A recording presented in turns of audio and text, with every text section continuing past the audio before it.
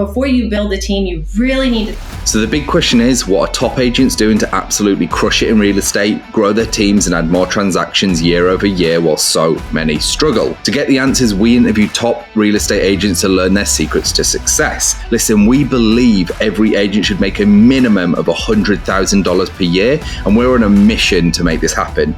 We've already helped over 100 agents achieve this with our coaching. So if you want to fast track your business growth, get to your first $100,000 in GCI or add another $100,000 in GCI using social strategies, then head over to go.eliteagentsecrets.com, or you can just click the link in the description below.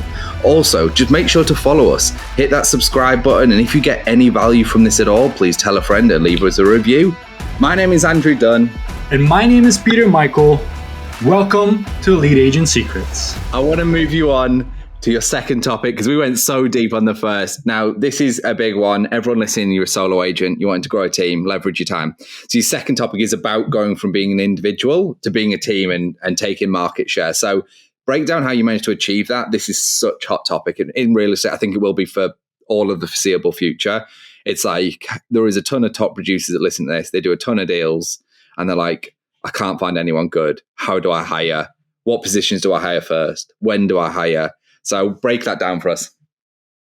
So I think we can all see the writing on the wall here that teams are the future of real estate, right? Gone are the days where Linda down the street sells all the houses in the neighborhood. You need a powerhouse team. The amount of or the expectation that people have on how quickly you're going to respond to them is out of control.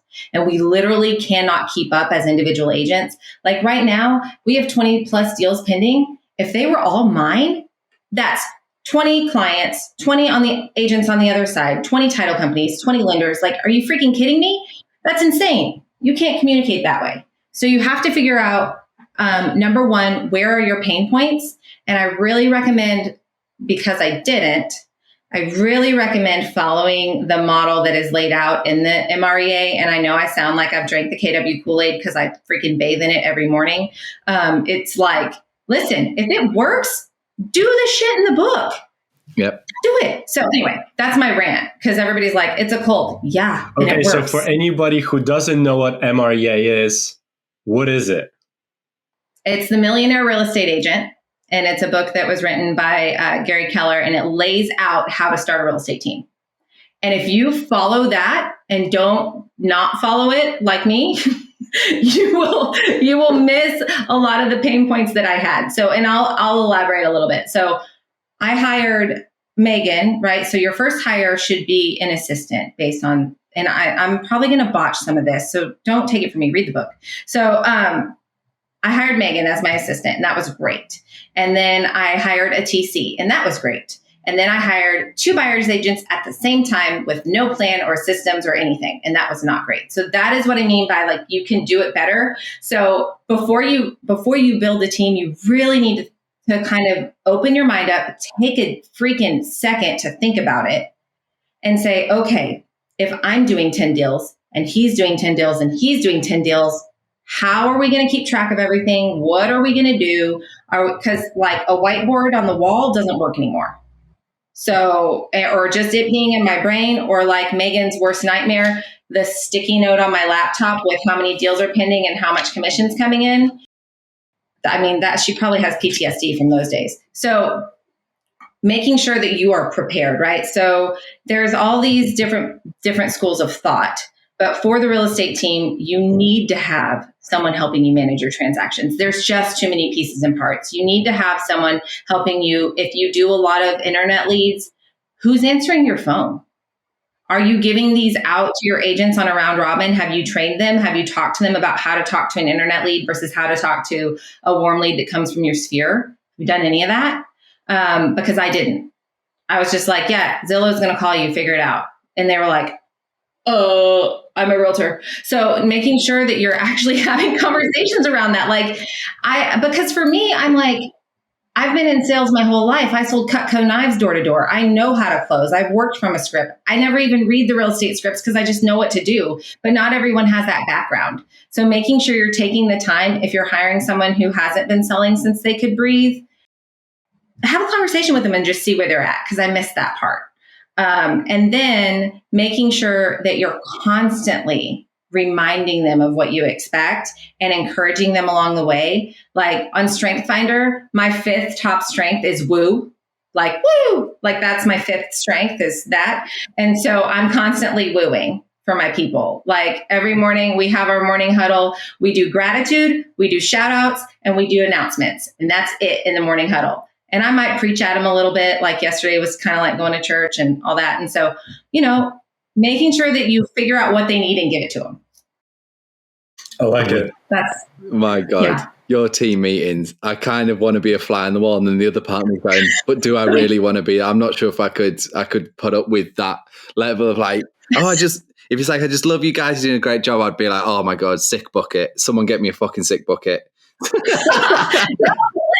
They need that, right? Like, and I call us our little ragtag group because on paper it's like totally weird, right? Like we've got Brian, he's in his 50s. We've got Macy, she's 24. Her and her fiance are fixing to get married, and like they're awesome. And then we have Sam, who's like in his early 30s. We have Dawn, who's her husband's retired, and they live kind of far away. And then we have Madeline, who's like my sweet Madeline, who I feel like I'm going to freak out sometimes. And so we just roll with it. I love it. I mean, it's totally true. They obviously need it. Do you know when you got like because like I'm the one that usually is like you. I'm like, you go in, you'd be like, you're listening, you're doing a great job, or this is bad, You give your gratitude, but then I think it's what are those laws or languages? And it's like, do you actually like? You said this is one thing. It wasn't important to anyone that's interested in real estate. You're talking about love languages, and you're like, I love gifting. I love that. If everyone hasn't looked, just go and have a look. It's kind of fun to figure out what your love languages are. Because mine's acts of service, right? And the reason I love this is like, so if someone like goes, I don't know, makes me a sandwich or something, or brings me like dinner or something like that, that for me is like the best thing ever. Like, I'm like, that's so much better than getting a gift. Like, it's so much better than getting a gift for me. And then that's the thing. You've got to understand where people are at. In a more serious note, it's like everyone on your team's different. And they're at different places. And we discuss this all the time with team members. 2 easy examples. Someone wants to sell, they're motivated by money.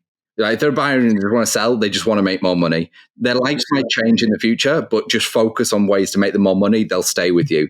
Then the other ones are people who might be TCs or whatever. And that might be because, okay, they like the paperwork, but they're more family orientated and they prefer time. So they don't want a pay rise. They want half a day off. They want half Wednesday off so they can go to their kids' soccer game.